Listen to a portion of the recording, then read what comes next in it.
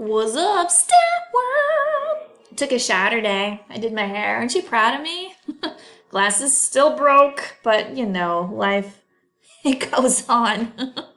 All right, so we need to keep practicing with these t-tests that we've been doing this week. So this is the third problem from the packet from yesterday. Here we go. Does the use of fancy fonts slow down the reading of text on a computer screen? Adults can read 4 paragraphs of text in the common Times New Roman font in an average time of 22 seconds. Researchers asked a sample of 24 adults to read this text in the ornate font named Gigi. Gigi Hadid? Maybe. Here are their times in seconds. Do these data provide good evidence that the mean reading time for Gigi is greater than 22 seconds? Carry out an appropriate test to help you answer this question. So a lot of clues going on here to let us know what we're doing.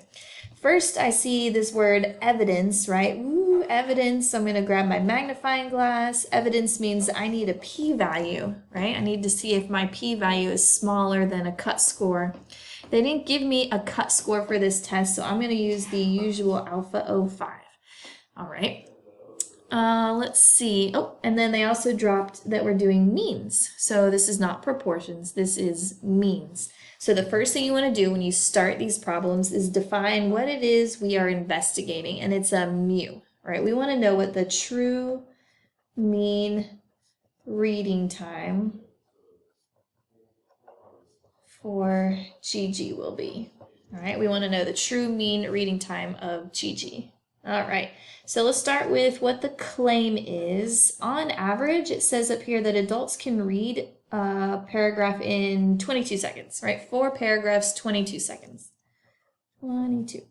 And we want to change the font to see if that mean is greater, right? We want to see if that font makes it harder to read, right? It takes them longer to read this font. There was no alpha significance level to use, so when they don't give you one, the common sense number to use is the 0.05. That's the common one. All right, so before we dive into the problem, we need to do a quick condition check. All right, so random, let's see here. Ah, I see it, random samples. So random was stated. And then the next thing we got to check is normal. Let's see. Oh man, it was only 24 adults. We need 30 to use the central limit theorem for means that would say our sampling distribution is approximately normal. Close. All right, so what we could do is graph our data and look at it and make sure we didn't have any major gaps or outliers. Okay, so let me pause the video real quick and enter in this data. If you've forgotten how to enter data, shame on you. You're gonna go to Stat World, Edit, Clear. So I'm gonna clear out list 1. You can clear out the other list too if it bothers you. Oop, error. Anyway, so clear it out.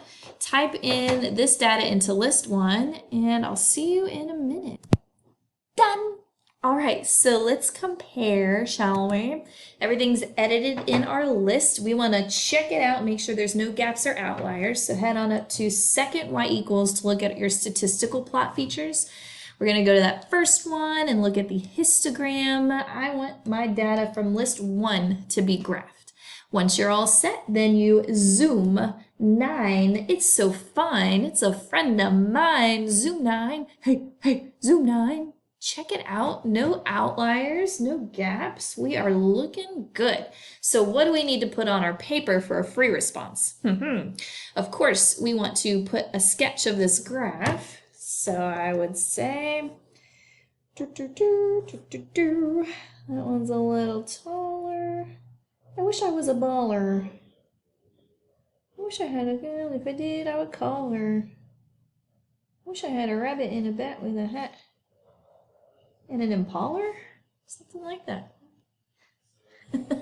All right, so there are no gaps or outliers.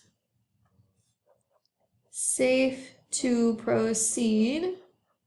All right, remember your t-distribution, which is what we're using today, is robust, meaning if there was a slant or a skew, or if it wasn't perfectly symmetric or perfectly bell-curved, it's okay. right? T-distributions have that extra area out in the tails to try and capture the pieces of data out there. So, anywho, we are safe to proceed. No gaps or outliers. The third thing we want to make sure is that we didn't sample too many people. Independence. Oops. It's like I want to write independent and independence. Either one works. Independence. Sorry about that. All right. So we have to assume at least we had 24 adults. So 240 adults in population. I'm fairly certain we have at least 240 adults in our population. Am I right? Yeah. Okay. So our conditions, I'm going to kind of block them off. We are good to go. All right, so time to start looking at this formula.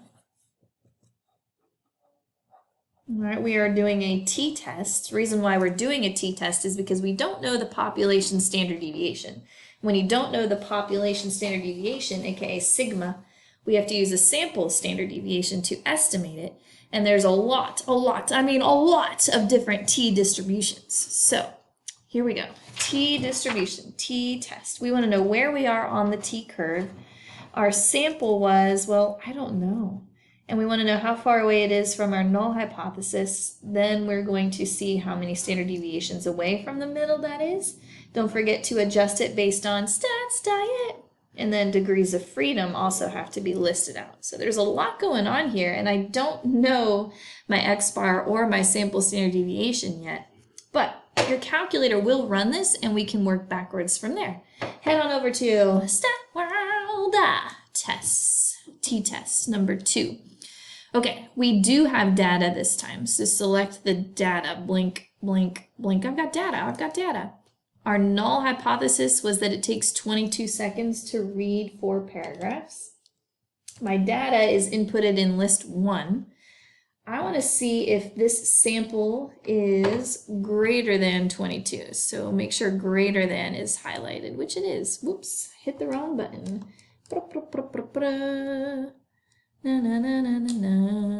All right, calculate. All right, so look here, it gave us our x-bar and it gave us our sample standard deviation. It's everything we need. We just have to go and fill it out on our paper. So here we go. Our t-score, right, our test statistic is 26 minus, I'll put 0.5, so 26.5 minus 22 is the null. The sample standard deviation is 4.7. divided by stats diet, square root of 24.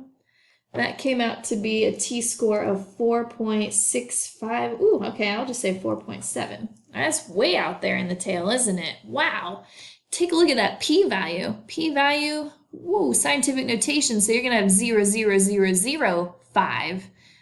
That is some strong evidence. Yep. So this GG makes it harder to read for sure. Our degree of freedom, let's see, we had a sample size 24 minus 1. So we are on the 23rd t-curve. All right, we're on the 23rd t-curve because there's many different ones. We don't really need this chart for tests. We only need this chart for confidence intervals when we're trying to find that t-star. But t-star is not in this formula. Anywho, let's get a nice little picture going so that our conclusion can come together. Zeros in the middle. 1, 2, 3. My baby don't mess around because she loves me so, and this I know for sure. My daughter's over there doing her social studies and clapping along. Okay, so 4.7, that's way out here. 3, 4, 5. Like there's hardly any area under the curve out here. So that p-value, all right, the area under the curve was this scientific notation 0.0005. I think I said that right. 0.0005, right? Because we had to move our decimal 5 places to the left. Okay, so here we go. Conclusion time. Is our p-value less than alpha, right? That's the question you always ask yourself at the end of these tests, right? We're at the evidence section, right? We've got our p-value. So 0.00005 is smaller than 0.05. So since that is a true statement, we will reject the Oh, null hypothesis. Da, da, da, da, da, da, da, da. All right, turns out we've got the evidence that the reading time is greater than 22 seconds for this GG font. Conclusion, we have sufficient evidence. We have the evidence. We have sufficient evidence at alpha equals 0.05 to conclude. All right, and here's where I steal the language. To conclude, the mean reading time for GG is greater than 22 seconds. To conclude, the mean reading time for GG is greater than 22 seconds. There you go. All right. Something funny happened yesterday. My aunt, she went through some old letters and she found one that I sent to her when I was a freshman in high school. A freshman in high school. Can you believe that? She saved that letter after all these years. This was back in 1997. Oh, I can get my face out of the way. Check out the horrible fonts on this one.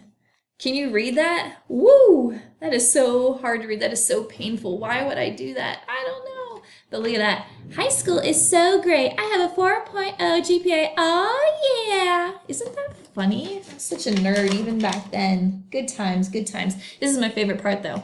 Boyfriends, I've had 3 since the summer, but now I have a lot of guys who are my friends. Problems. See? We're all alike, aren't we?